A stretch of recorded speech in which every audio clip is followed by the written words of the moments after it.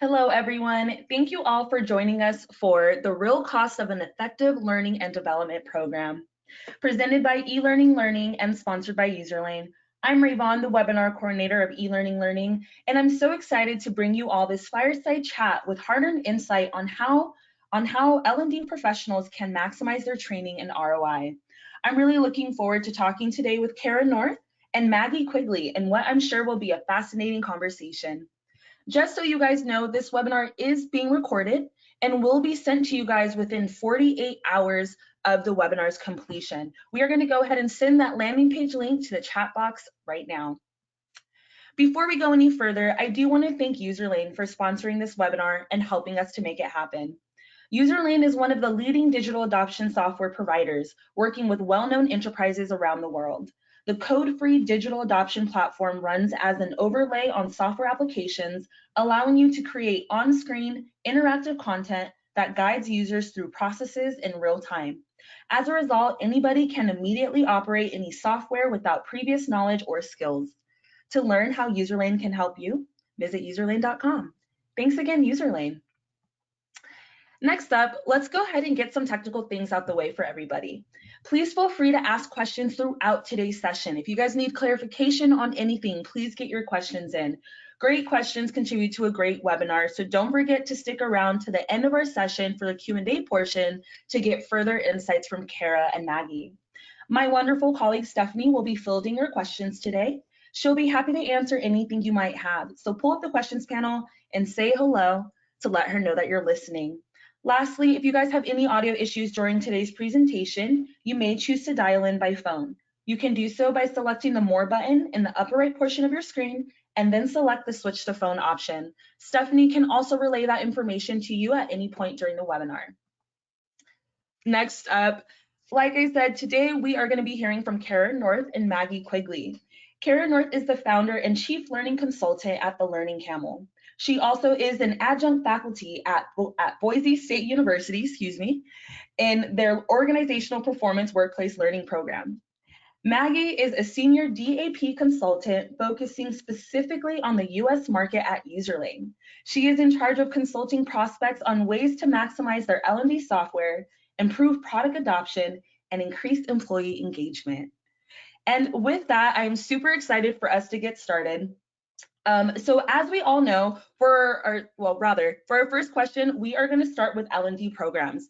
As we all know, there are so many different variables that contribute to L&D programs.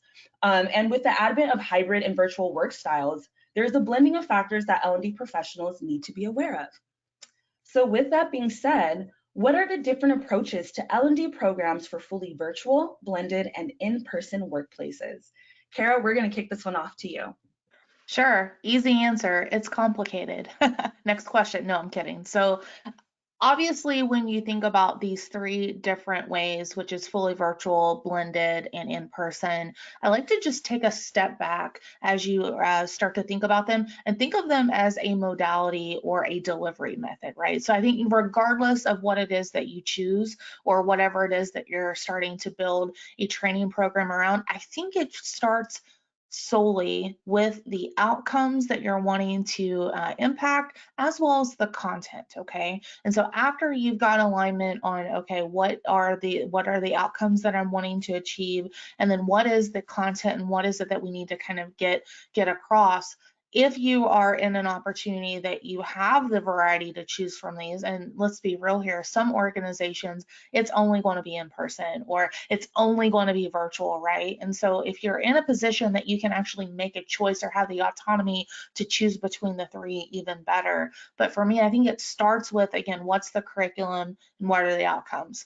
After you got that down, and if you have the autonomy of choice, think about what kind of activities or what kind of assessments that you're able to kind of build into these programs that's really taking advantage of the medium. So for example, an in-person, you better have some social elements built into that, right? Because you are taking time away from obviously the business. They're not going to be in the front line, so to speak, or doing the work that they're going to be doing most often in person. They're in a separate room. Zoom, or maybe they have rented a facility. So that time away from kind of the hustle and bustle of work, really hone in there and think about how can I really build in these social interactions. And furthermore, hopefully, fingers and toes crossed, you should also have the advantage of not as many distractions as in an in-person, right? Of course, they still have those devices and those emails and things that may pop up, but at least they are removed from kind of the day in and day out. But here's where it gets tricky with blended and virtual.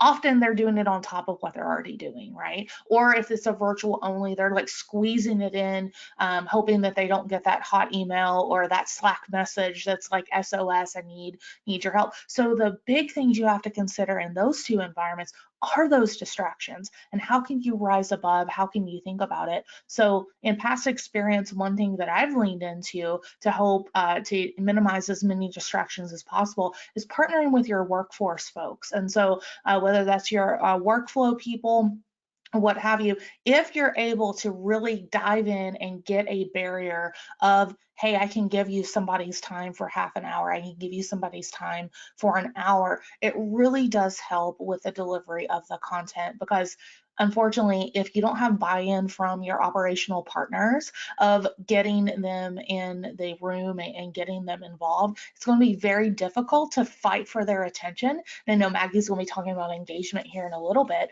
but it's really hard to fight that battle when they're being paid to deliver a service, work on a task, etc. They're not being solely paid for training. So it's a hard battle that you're waging there. So I really think it's interesting, especially the conversations the last couple of years of people like, oh, instructor-led training is dead. And, my rebuttal to that is I sure hope it's not. I think that there's a time and place for it, and there's a lot of great advantages when you have that.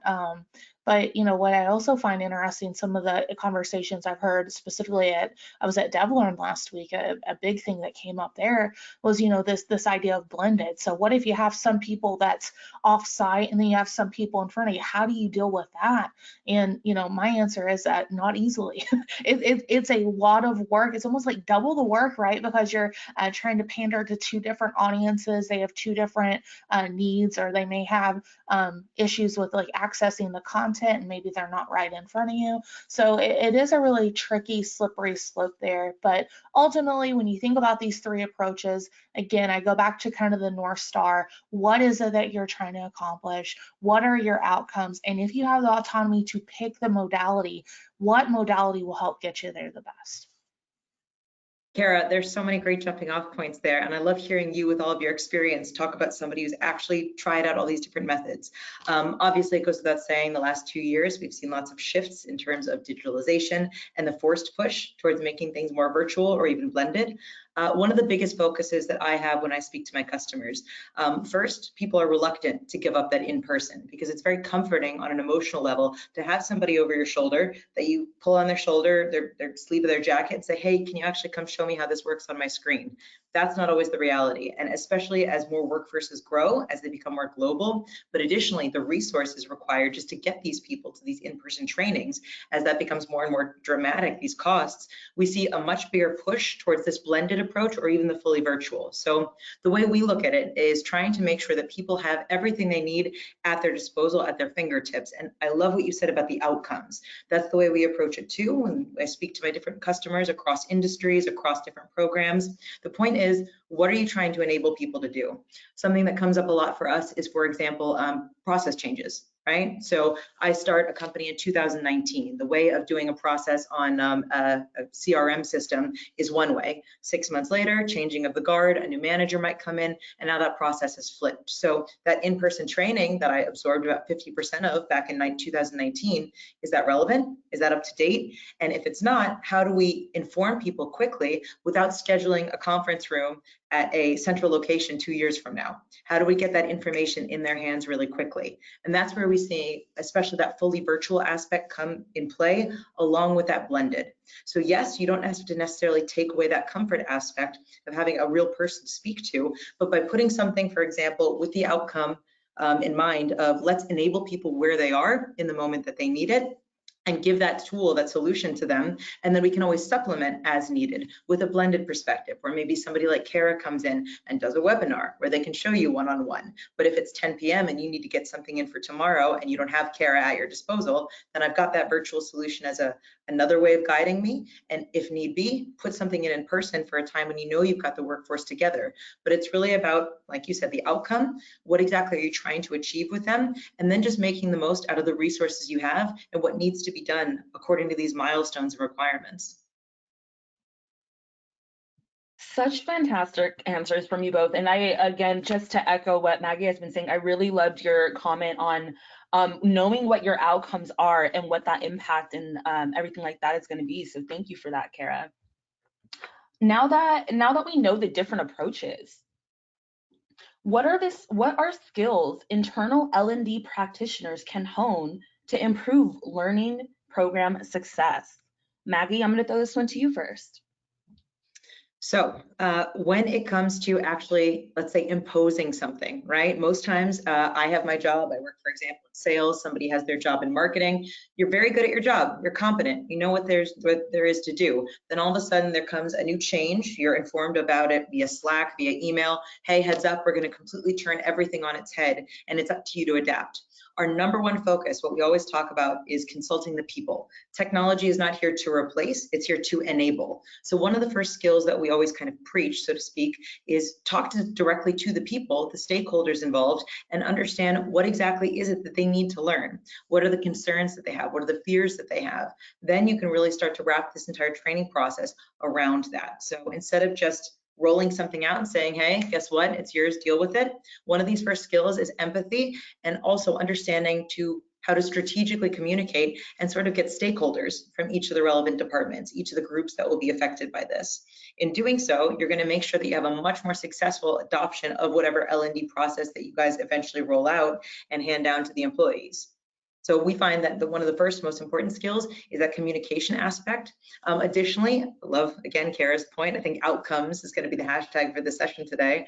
But what is the point? What are we trying to do? Do we want to make sure that they're more productive in their work? Do we want to avoid compliance issues? Some of the customers we talk to, they implement something like a DAP because they say, hey, we have medical professionals. Their job is to be a nurse or a doctor, and I need to figure out a software where I put in patient information. I don't have time to sit here for 12 hours and go through sessions. If I need to put in blood work, I've got to do it now. So again, understanding the outcome, if the outcome is compliance, then again, you can adjust and adapt that L&D approach to understanding how you're going to make sure you enable these people for exactly what they need to focus on.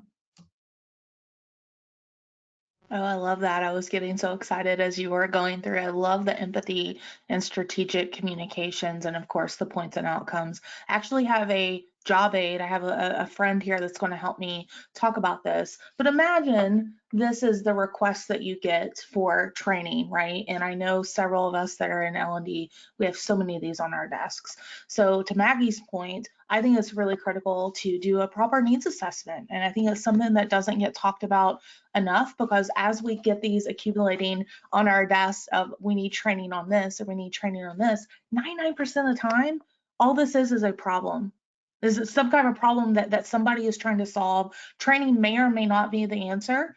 I think most importantly, training is usually never the sole answer. So I'll go a step further into what Maggie said besides just needs assessment, but just good chops around change management, right? And helping the organization manage the change so that way there's not that fear or, oh my gosh, they're coming to take my job away, whatever that looks like. I think that that's really critical to hone those change management skills. There's some really great resources out there and models that are fantastic around change management that I always think are wonderful. And then, you know, obviously, I think assessment and evaluation strategies are also great for internal L&D practitioners. You know, a lot of assessments, I think, measure deduction skills and not content knowledge. So making sure that the assessments that you're putting together aren't just like cutesy where someone can guess their correct answer, but it's really something that they're able to apply. I think the best assessments are work-based scenarios where you put the person in the scenario, you anchor them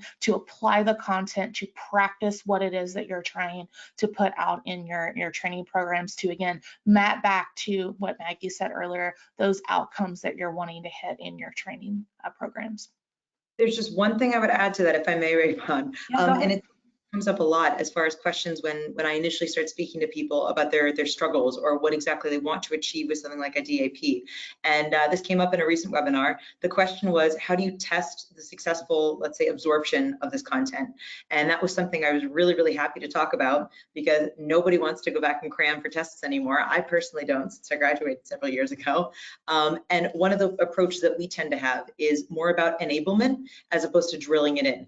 There are jobs where I would be much happier. Let's take medical again as an example.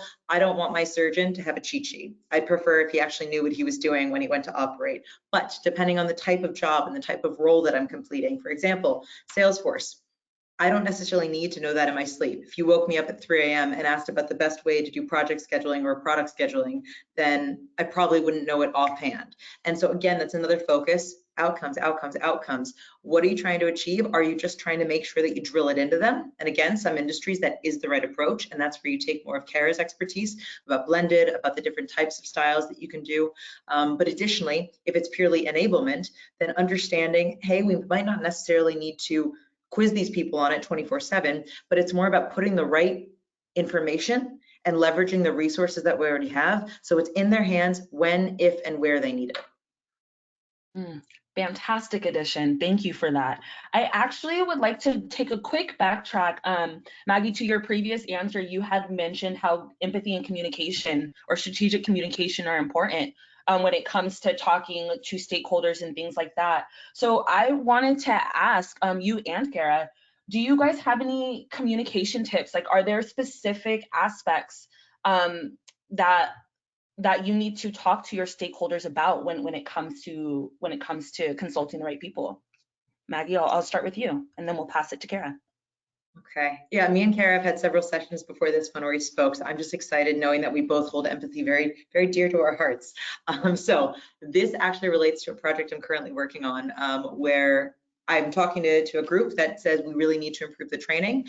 But one of the main concerns about something like a virtual approach is, what happens if I actually need to reach out to you guys and I'm not able to, right? And so from this empathy perspective, hearing that and understanding where that problem is coming from, the goal of something like a virtual approach or even a blended, it's not to eradicate any contact with any humans ever. That's not the point. We're not going to leave you on your own talking to a chatbot, but it's more about understanding, well, where does that concern come up? What are the specific sections of this new approach or this process where you're really worried, right? And in that way, you can go back, you can evaluate what exactly it is that you're trying to achieve, and you can start to structure that into the planning. So, okay, maybe these modules that are extremely hands-on for this part of the job, we can still do these sessions maybe once every quarter when we have our offsites, right? And that way you can kind of put a mark in that box. These things are best to leave when we actually have in person because we find better results there. If it's something more about the day-to-day, these processes, okay, well, people are worried about the amount of hours that they'll be able to get in touch with us. Okay, well, then we can actually put that into virtual because then it's accessible 24/7. Another tip that I had from a webinar I did 2 years ago, this I actually learned from another L&D expert. She had mentioned that it's very important to cast a wide net. And this can be dangerous. I would advise against the too many cooks approach, but anybody you think might have at least a little bit of input, ask them, maybe even an anonymous survey, to see what you might be blind to. We are a little bit siloed, especially as some of us work a lot more from home. We don't have these water cooler or coffee chats that we used to. Cast a wide net initially to see what you might not even have heard of, right? What concerns might be lurking under the surface. And you can always refine this task force as you go forward, but it's better to involve, I think, a few more opinions. As I've heard a few times from leadership from other companies, it's almost like the democratic forum perspective, right? Everybody gets a voice, not everybody gets a vote. I love that. And yeah, I'm going to take it even just a step back. Let's say hypothetically you're an internal L&D consultant and maybe you don't have the advantage of coming external. It's amazing though, when you're external, how your expertise is valued. I think almost instantly versus you're an internal, you're like begging people to value your expertise. A couple years ago, I transitioned over into manufacturing and I was the first learning development hire for the company, and I had inherited a mess. I mean, this is just like piles and piles of PowerPoint technical documents, all the things. If you want to think of a L&D junkyard, like that's what I inherited. And it was my first or second day on the job. And I got an email from the engineering manager, and it was just very simple. And again, we were remote. This was during the beginning of the pandemic.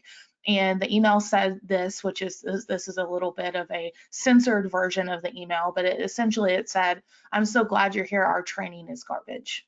And I had a decision to make. I was like, okay, is this person like kind of like a funny person? Is this person kind of a jerk? But I took it in the light of, you know what, I think this person's a funny person. Well, that person, hands down, was the key to almost every successful initiative I had in that company, because that person had strong relational equity across the business. And once I built a relationship with that person, they were able to unlock the keys to the doors of different departments in the institution, and really helped me onboard quicker than if I were trying to forge and build those relationships alone. So going back to the question, Ravon, about empathy, for me, it's about empathizing with people, but then also building those relationships, because the best training initiatives are cross-functional. The best training initiatives, everyone has skin in the game. If the L&D department does it alone and in a silo, it's going to fail because people are going to be like, well, why are they pushing this? I don't know anything about this, et cetera, et cetera. But building that relational equity, and again, having him unlock a lot of that for me and the team was absolutely critical to our success. And looking back at that role, I almost always think about him in that email and how that just really impacted and set the tone for what we did and the work there. Thank you guys for all those insights there. Really appreciate it. Moving on to our next question here. As we all know, one of the biggest talking points for today is budgets. While we know that it is less expensive and more effective to upskill or reskill your current personnel, many L&D professionals feel that fund availability prevents them from creating a strong training program. So with that being said, what are some tips to stretch internal L&D budgets? Maggie, I'm going to pass this one to you. Ooh, fun. Okay. So for background and context, I studied journalism. Thought I'd be spending my entire life dealing with words and communication strategies. Did not realize that my job in sales would require me to spend countless hours in Excel. That means I now appreciate the value of a strong business case. So business case is basically the backbone of everything. It's very interesting the way that some people will go a little bit pale, or they'll just be very stubborn, and they'll say, okay, something like another solution on top of another solution we're already paying for. What exactly is that going to help us with, right? Common use case is they're trying to improve something like the adoption on a CRM, and they say, we don't want to throw more and more money at one thing we're already throwing a ton of money at, because that tends to be the majority of a budget when it comes to something like software adoption, right? The way we tend to look at it is more about the actual insurance policy, on making sure that it's used. So you can spend how much money on procuring this big software that's going to revolutionize your business. 10% of your workforce is using it. Are you actually getting anything out of it? Probably not. So when it comes down to measuring that budget and understanding how to stretch, for example, common things that we look to understand what exactly people need to kind of tighten the screws on, or maybe even invest more in, right? Sometimes a little bit more money will lead to bigger impact. Things like reducing the amount of support hours, support tickets, talking either to your internal L&D team who are hounded by silly questions, the same 10 questions about how do I reset my password. Is that useful? Is that a good spend of your time? Probably not. So look at the amount of time spent on support tickets. How much is that support time actually being paid for or compensated for? What is the salary like for somebody like that? And could they be using their mind, their brain power, their effort and labor and resources for something else that might be more effective, right? Other places where we really tend to see that is a very clear use case, things like the adoption rate. We had a case, I don't know, I guess 3 months ago, where someone came and said, listen, I have a small team. I don't know if that's normally who you guys work with, but we have a CRM case, and all that means is their sales team was going out and getting leads, getting interested buyers for their software. And they said it sits in the first stage of the sales funnel, and they just don't really know how to push it through. And we have so much potential just sitting there. And if I could make even 10% of that, it would be worth it. If I could even just make 10% of that potential back. So again, it's really about understanding where are you leaving money on the table for a business that's more customer facing, or where is your internal staff not utilizing things you've already set out money and budget for that will empower them to be better at their job. So another last point I would mention, again, is the idea of something that is constantly accessible to them, whether that is an LMS, a learning management system, whether that's something like a DAP, whether that's a chatbot. We can discuss that another time, not the biggest fan, but it's about understanding where is the time, money, resources being spent, what is the expectation you're creating, and then how can you kind of leverage that to actually get more out of an initial spend. Yeah, I'll dovetail off of that just a little bit. So I loved what you said about their biz case, their resources, like how are they using it? Again, I'm bringing an internal perspective here, but one of the things that I had to do when I was leading a team in manufacturing is during the 2020 to 2022 timeframe, our business was booming. We were in the semiconductor market, and so as you can imagine, there was a big squeeze, and we were welcoming so many people into our business. But because of the location that we're at, we have 2 plants in the state of Ohio, we had reached a limit of bringing in skilled workers. So my boss came to me and said, hey, how can we take someone off the street and make them a machinist? I was like, I don't know, but we'll figure it out. And so one thing that I found in that particular program is even though we made so much content around learning how to use the machine, how to manufacture our product, etc., we put so much work and resources and time into building out micro learning videos, different little simulations, because you have to remember, I didn't have any machines to train them on because they were working 24/7, 365. And so utilizing software like Articulate Storyline, where we could build like a model and have people practice with like the various axes and angles that they needed to do. We had put so much work from a team perspective in this.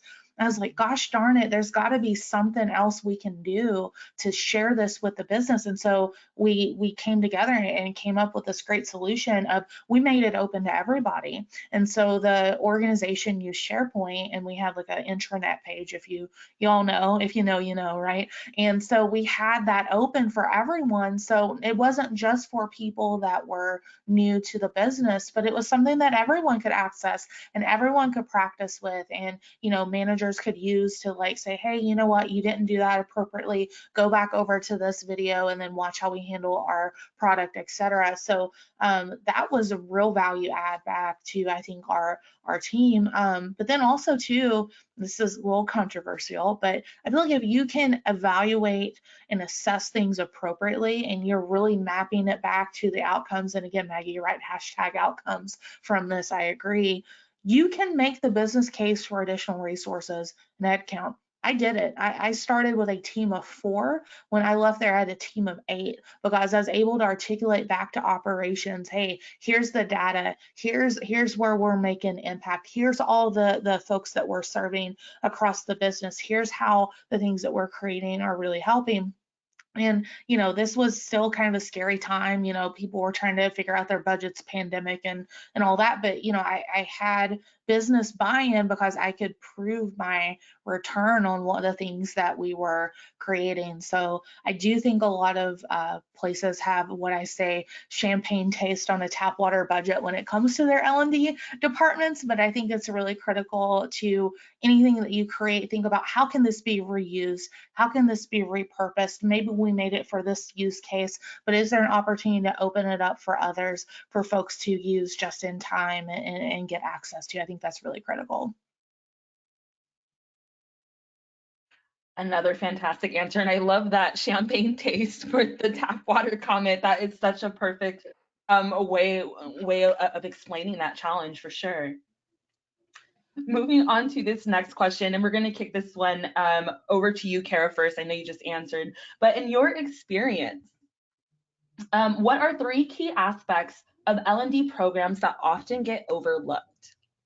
Yeah, so I think it's just going to be kind of a wrap up of some of the things that we've talked about, I think number one is going to be that relational equity, meaning how can we relate to our business partners across the function, across the enterprise, to make sure that their needs are being met, that they are part of the things that we are developing. I think so often we're just handed this like, hey, L&D, figure it out, just push something out. Bob in the VP of product or whatever says this needs to happen, so it needs to happen. And so I think so often we by nature are people pleasers, and we care about people because we're in the people business. And so we're like, yeah, we want to make Bob happy, but my rebuttal to that is if we just take this for face value, we're not in the people business, we're in the person business, because we're really just buying into what Bob says without getting some more information around what is it that the actual org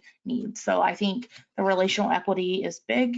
Another key aspect, again, is I think the evaluation piece. I have a good friend of mine named Joe Suarez who says Addie should actually be pronounced Addie because the E is often silent. I love that. And I think so often they think about evaluation at the end. I think evaluation should be in part of everything that we're doing. If we're really aligning to those business outcomes, it should be very clear on what it is that we're evaluating on the back end. So something that I institute is, as you're going back mining through assessment data, if you had multiple choice or scenario or whatever, if something's missed more than half of the time, it's either a problem with the way that it's written or a problem with the alignment to the curriculum. And so just going back and making sure that the content and everything is aligned and that it's matching up is something I don't think a lot of people do.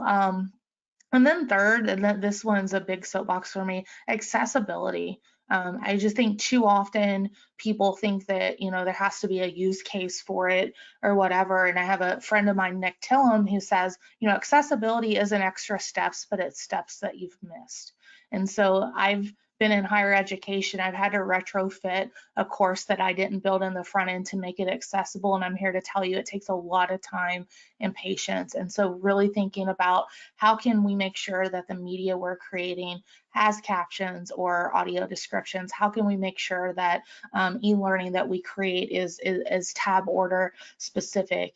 Things like that. If we have an instructor-led training, how can we make sure we have a transcript to get folks to go through? And these are things that aren't just, I think, targeted for one population, but true accessibility helps everybody. I mean, I'm the kind of person, I sit at home and I watch captions on my television, have for years, and I really it's just who I am and what I enjoy. So I'd say the three key ones again for me, relational equity, evaluation, and accessibility.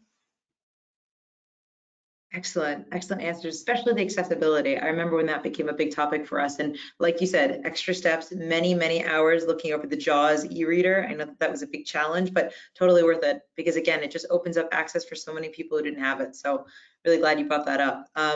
Mine are not going to be as Mother Teresa, so I'm glad that you covered those, Cara. Thank you. Mine are going to be a little meaner. So first, one thing is doing it for the sake of doing it, right? And by that, I mean, a lot of times companies will come to us and they'll say, hey, we really want to improve the way that we communicate changes to our colleagues or our customers. And I say, okay, well, what are you guys doing now? And they say, oh my God, we send so many emails. And I say, okay, well, does anybody read them? And they say, no. And then a few months down the line, maybe we haven't really had that much of a conversation. Things have gotten busy, summer, whatever, priorities. And we say, yeah, well, you mentioned you guys are sending emails, no one's reading them, so you're not really getting anything out of it. Yeah, but it's not a burning need. Okay, so you're just going to keep sending emails that no one reads. Great. So again, doing it for the sake of doing it, it's not helping anybody. So reevaluate and actually take stock. It's great if you're spitting out content, but where's it going, right? Like a job aid, part of the problem. Very good, Cara. Another one is understanding the way different types of people learn, right? So I might be in the minority here. I come from a family of readers. Send me your 30-page PDF. I would love to read your 30-page PDF. If the video is longer than a minute, I'm not going to watch it. I'm not, because I can't skim it. Right? So a lot of companies already have content set up. They have maybe a commitment to these PDFs that are 20 pages long that nobody but me is reading, or they did a full pivot to video. like a lot of people in the media industry, and maybe again, there's people like me who aren't watching them. So understanding different types of learners and trying to meet a lot of them by putting them in one central place, right? So you might have different resources, but try and offer as comprehensive as you can without breaking the bank or doing too much, but at least try and bring a lot of different methods in to reflect and help different types of learners. And I think the third aspect would be also trying to make sure that you are meeting people where they are and giving them exactly what they need, right? So what I mean by that is just in time, where I'm looking, what I'm doing, is this something I need to commit to memory, or is this just something where I could use a helping hand once in a while? So I think those are 3 points that people should also keep in mind. I'd say those are Mother Teresa-like as well. And that's why I like working with you, Cara.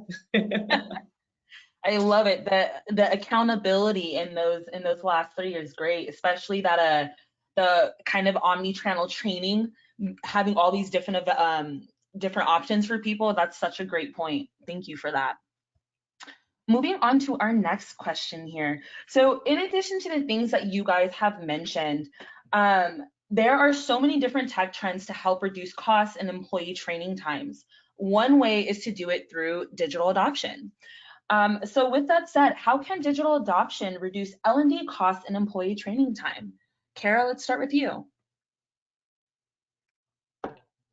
Yeah, so I think with anything with digital adoption, which again, I'm really eager to hear Maggie's perspective of this. She's definitely the pro, but I think it really starts with making sure that you have done the work to massage out, let the audience know that this is coming, this is not fear-based, these are the changes. And even better if you can wrap it in a way that maybe the process is changing through adopting a platform like this. What was kind of the old way and then mapping it to the new way, right? So I think that is really, really critical, but then also leveraging the technology and systems and the learning tech ecosystem that's already in place, right? So making sure that it's not a lot of extra steps or a burden rather for people to get into, right? So I always like to make the joke of, how do you make an LMS even less attractive? You put it behind two-factor authentication, right? Because people are already like not even probably wanting to sign into it, but boy, you make them do a two-factor authentication, let's make it even more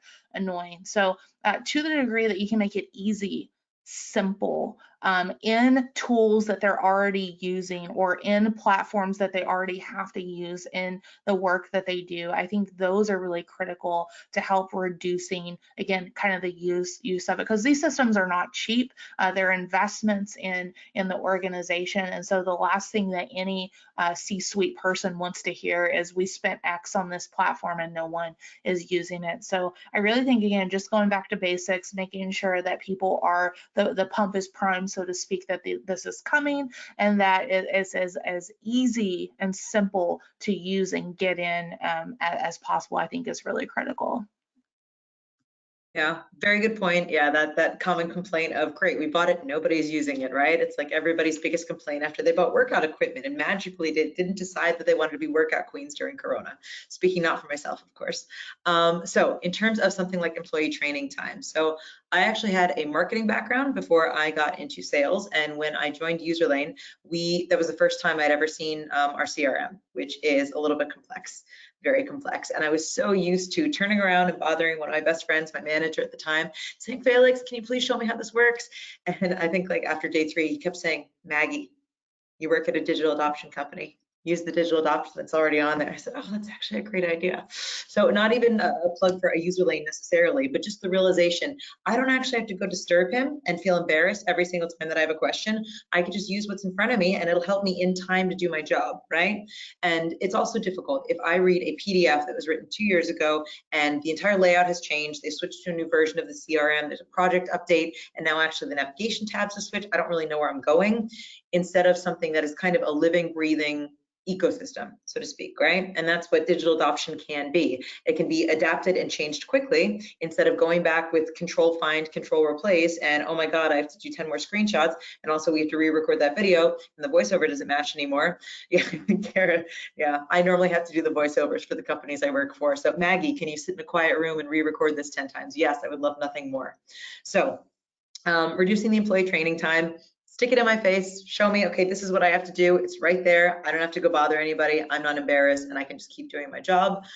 In terms of the costs, again, what I just mentioned, another way we tend to measure costs when building a business case is how long did it take you to make this beautiful video with great transitions and incredible final cut action.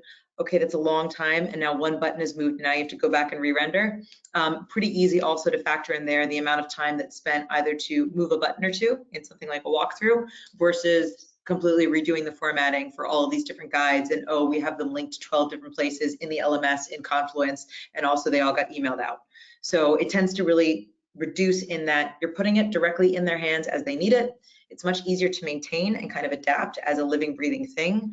I think those are the two biggest arguments for it. Absolutely, thank you for that. And since we're about to go into our Q&A, I'm going to move on to a really important question here. Let's go ahead and look to the future. What do you guys think will be the top priorities for L&D professionals in 2023? Cara, let's start with you for this one. All right, it's tough to go in with just three, but one, I'll definitely say business acumen. I think the more that we can add value back to our business, look at the work that we do as a consultative approach, not just us telling people what to do, or again, taking these at face value, just assuming we need to sell them out, I think is really critical. So, business acumen, I think would definitely be one. Second, I think will be, I'm just going to say resource management. We did talk about budgets in this webinar. There are some budgets that are more robust than others. Some people are really just kind of looking and surviving, month by month of their dwindling budgets. And so as we continue to go forward with all the nice, shiny, techy tools, I just got back again from DevLearn. AR, VR was talked about a ton. And so those C-suite executives may be reading about VR and maybe wanting you to blow all your budget on it when your organization's not ready. So really taking a long, hard look and evaluating and seeing if that's the right thing for you. And then three, and this is one that I think it will be, I'll say evergreen for sake of saying that, but definitely lifelong learning. It is our job in my mind to be a professional learner, and the minute that we rest on our laurels or aren't taking inventory of the great work that's happening across the industry, whether it's some of the great work that Maggie and Userlane are doing or whatever that looks like. I love just talking to vendors, learning more about their products, seeing what is out there, because you just never know when that use case may be the appropriate one going forward. And then obviously connecting with other people that do this work is really important too. Excellent point. Yeah, then from my side, I would say one thing is another topic that tends to come up fairly frequently with us. Again, this fear aspect, right? I don't want you to remove all access that I have to an in-person trainer, right? I would actually like to have that security blanket of being able to call on the L&D team. Sometimes it's difficult, but it's more about giving people what that they need versus what they say they want. Our CEO loves this quote. He's in the next room. You might even hear me say it, but Henry Ford, right? If I asked people what they wanted, they wouldn't have said a car. They would have said a faster horse. And it's about enabling people in the direction that you already know that they are going to need to grow into. And most of the time, if you're doing a good job with your empathy, with discussing with your various stakeholders, you're kind of keeping tabs on what you actually recognize to be the problem. Is the problem that people genuinely don't know how to reset a password, or is the problem that the resources in front of them, right? It's two-pronged. So if I can give that to them, put it in their hand before they have the chance to worry, then all right, we don't actually need those additional people that are just answering the same 10 questions over and over again. The other aspect I would also say is understanding more about analytics and actually getting that ROI on what you're implementing, right? So, okay, for example, these emails aren't being read. Are you going to keep sending them, or are you going to find a way to fix that? And so We refer to it as underlying app analytics. We try to look at different aspects of how exactly we can record, is this software actually being used the way you want it to? So we measure happiness, engagement, adoption, retention, and task completion with what we call HEART. And this is really about, you've got several different applications that you're working with. We have different processes. Maybe one team that's responsible for the Salesforce or Dynamics or CRM, they're looking at one measurement, and another team, the HR department, that's looking at something like Workday or Personio, an HR software. Maybe they're more focused on, okay, do people actually know what they're doing, or do they write our HR team emails all the time? So this method of accountability and actually taking a hard look, are these topics coming across the way we need them to, and where can we specifically fine tune and really give the people what they're asking for and what they need versus what we assess to be what we think that they need. We've got to do more of these. Fantastic answer. Your guys' answers this entire session has been so insightful. So thank you both so much. Before we dive into questions, I do want to remind everyone that now is the time to get straight from the source insight from Maggie and Cara. Great questions contribute to a great webinar, so don't forget to submit your questions. Additionally, we understand if you need to run, just know that today's session is being recorded and will be emailed to you all in the next 48 hours. With that being said, let's go ahead and jump into our audience questions. This first one is coming in from Emily. Emily says that one of her biggest focuses for her training program right now is employee engagement. So first, to kick this off to you, Cara, she wants to know, what are some of the ways that digital adoption platforms can help to increase employee engagement? All right. Well, first of all, when I think of engagement, immediately my mind goes to Beyonce and putting a ring on it.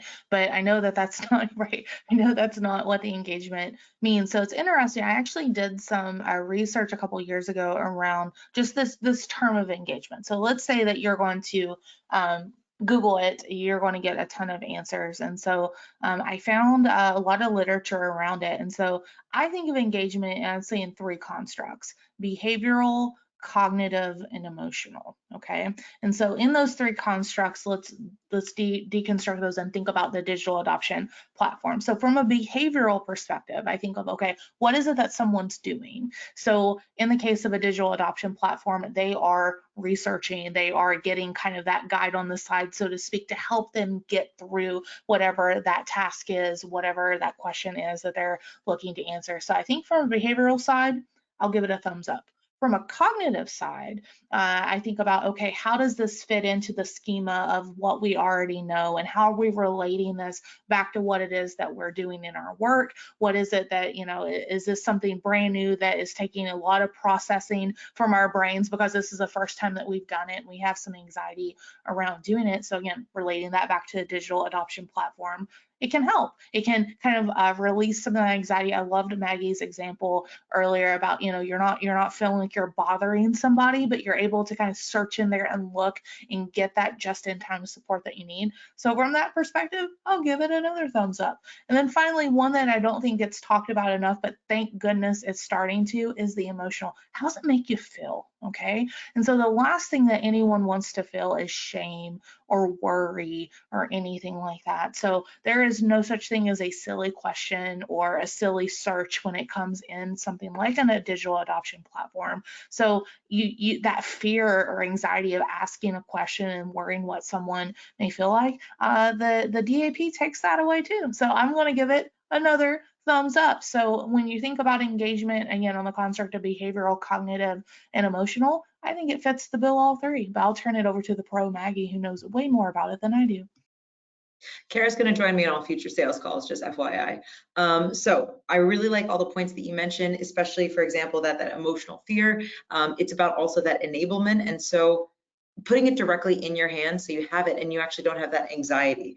When it comes to engagement, I have been doing sales now for 3 going on 4 years. I never dreamt of doing it before I had the opportunity to do it, and now I really love it. I can't imagine doing something else, but I still like to take notes on pencil and paper. And so putting notes into my CRM, I am notorious for being bad at it. So I think Cara made the reference earlier. My favorite part of my job is talking to people and doing solutions and figuring out what the problem is and hearing about your vacation. And also, let's get back to the business case, right? So removing as many obstacles as possible from me actually doing the core of my job, which is this consultation aspect. I know I'm making it very personal, but my whole point is that I want to make sure there are as few obstacles as possible between me doing my job the way I need to and what the software is enabling me to do that helps the organization and the bigger picture. And by putting something like a DAP directly in my hands, that is removing that friction of me going, oh, okay, I have to fill in all 28 of these fields again. I'm just able to go through the flow. I know exactly what I need to put where. I don't have to stress too much. I don't have to sit there and say, I don't actually know what belongs here. I've got the information at my disposal. And if I've got my meeting with my boss at 11 a.m. to go over everything I need, and I actually forgot to do it till 10:55, I've got the digital assistant right there. It can help me. Pinch, nick of time, it's great. So jokes aside, we see that a lot of the engagement is actually helped by the fact that they've got that kind of backbone anytime they need it, right? I don't turn somebody else, I don't have to watch, oh my God, a 20-minute video that walks me through it when the answer is actually 2 minutes long. It's right there, and it's a lot easier for me to focus on the core of my job without getting stressed around all the tech surrounding it. Thank you, Emily, for that question, and thank you guys both for those answers there. Moving on to a really important question, and this one's going back to the answer about proper needs assessments. Nancy wants to know, what are best practices / tips for getting useful feedback from learners if they aren't taking courses to identify the nature of the problem? Cara, let's start with you. This is a great question. I think that it starts with going beyond your subject matter expert. I think the subject matter expert is an expert for a reason, but I found so often that they may be out of the flow of the work that they are the expert of. And maybe things might have changed a little bit since last time that they were doing whatever that task is. So from a feedback perspective, I'm kicking it really old school, and I'm going to throw it to a dark art, but there's nothing better to really get to the heart of what people need to do than a good task analysis. And when I say a task analysis, I'm really talking about deconstructing the units of work or deconstructing the process or whatever it is that you're creating that training around, but really setting it in chunks. And so through a task analysis, you're asking what is each step of the process or what is each component that someone has to do. And a way to remember what that means non-scientifically is it is something your employer pays you to do. So the things that the employer doesn't pay you to do, it shouldn't go in there, but really truly, what are the components of what it is that you're doing? I love to also ask, what's the performance criteria with that? Meaning, how do you know you're doing it right? Like, is there a standard operating procedure that says that this is the way to do it? Or is there, legal standards or whatever that looks like? But the key indicator here, Nancy, I believe you said your name was, is I love asking two things specifically around this. Number one, how does a new person mess it up? And what you get there is a treasure trove of lessons learned of, well, when I first got started, I would forget about, putting the widget over here or, those little anecdotes that are absolutely critical to the success and things that get picked up during the mastery process of whatever it is that you're training to. So I love asking those questions. And then I also love asking, what are those questions you're asking yourself in your head as you're doing this together? Like, did I make sure the machine's plugged in? Is the light green? Those like little conversations that you have with yourself that you're not saying out loud, right? But it's things that your little like internal checklist as you're going through. So I find doing that is something that so many people skip, but honestly, that is my favorite part of doing this work. If I could do a task analysis every day for the rest of my life, I would, because I am just fascinated by the components of work and what it really takes to even do something that seems like a simple task. It's way more complex if you really deconstruct it to that level. So that's my golden gem and one of my favorite things to do. I'd love to hear what Maggie has to say though. In terms of the focuses that you have, Cara, I think you're a lot more kind of, let's say, in the weeds with these specific L&D approaches. For us, what we try to understand is talking to several stakeholders for the business, right? So maybe somebody initially comes to me and they come from a training perspective, but a lot of times I'm in conversations with the head of product, and head of product says, I built this amazing software, and we asked the people what they wanted, and they said they wanted these 4 features, and we built them, and now customers are actually leaving us because they don't know that the features are there. We put them there, but they just don't know how to find them, right? Other times it's the customer success team or the support team, right? And they will say, okay, well, these are the top 5 questions that people keep coming back to us for, and they're actually very straightforward. We just need to streamline this. When it comes to employee enablement, right, and that type of L&D approach, then the biggest focus we normally have is we created the content, people still aren't absorbing it, we're not understanding what exactly it is that's the issue. And I was talking to our chief product officer earlier tonight. I was mentioning that, yeah, I've got this L&D thing. You being the head of our L&D teams, do you have anything to add? And his biggest takeaway for me was centralized content, decentralized distribution. And that again goes back to what we've talked about. I see you mouthing, love that. I love it too, Cara. Focus here being, again, understand what the organization is trying to achieve. That's the core. What do you need these people to know how to do? Go out, do your fact finding, talk to the people that are involved with this department, this department, this department, this department, and then understand what their concerns are, distill that all back in the middle, and that way you can distribute as necessary. So Cara, I think, is the subject matter expert when it comes to understanding these mini conversations, like you said, really doing as much discovery as possible around where the issue's coming from, but take that all back to the source and just understand how you cobble that together to make a more holistic approach. That was, both of those answers were so perfect. And I just have to say, Cara, those 2 questions that you like to ask, I have not heard any feedback questions like that. And it's such a unique way to get your employees to think about it and for you to get the insights that you need. That was definitely amazing. Thank you for that. Moving on to our next question, and this one is coming in from John. Cara, you had mentioned earlier how one of a popular trend that's coming up right now is about like video trainings, VR trainings, and stuff like that. So he actually wants to know, what are your thoughts on video-based trainings? My thoughts? I think that if you're in an organization that can support it and you can really make the case, I definitely think it's worth experimenting. I was really blown away by some of the examples that I saw at DevLearn, and being someone who used to work in manufacturing, I definitely see a use case for augmented reality, because I think that so often it would be nice to have little like pop-ups to help you with different things in your day. But I haven't had the opportunity to design any myself, so I'm coming from a place that I haven't actually been in capacity to build things. I mean, I've built like little silly things like, a little dancing rat or something like that, but not anything that's like really L&D related. But I think that there's some challenges. So one thing about virtual reality specifically is it's super expensive, right? So the nice thing about augmented reality is it often uses one's device, whether that's a cell phone or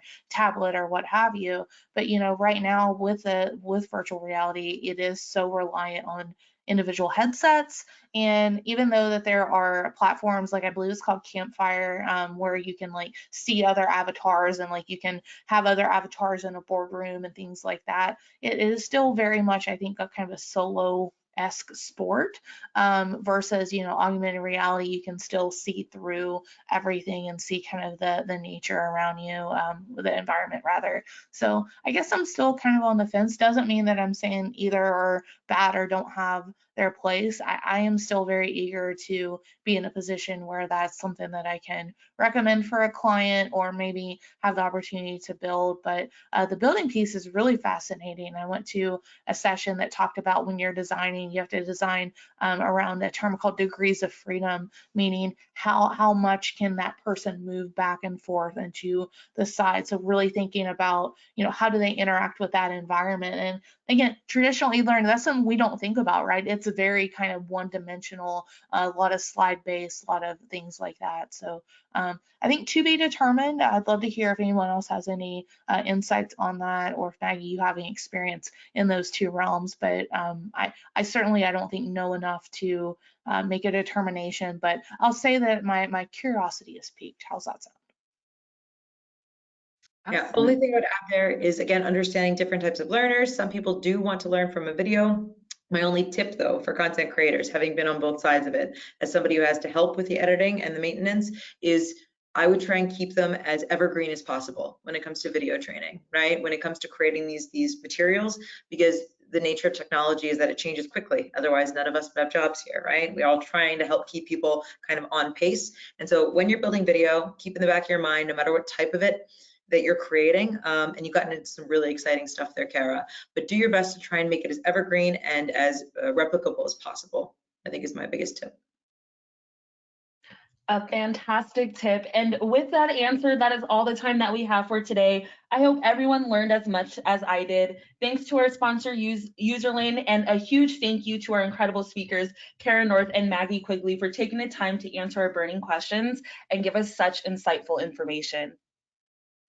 Thank you for hosting, Rayvon, to everybody else for joining. Great questions. And Cara, we got to do this more often. We do, and thank you. We really appreciate everyone showing up today. Absolutely. Again, I am Rayvon, and I hope you all have a productive rest of your week.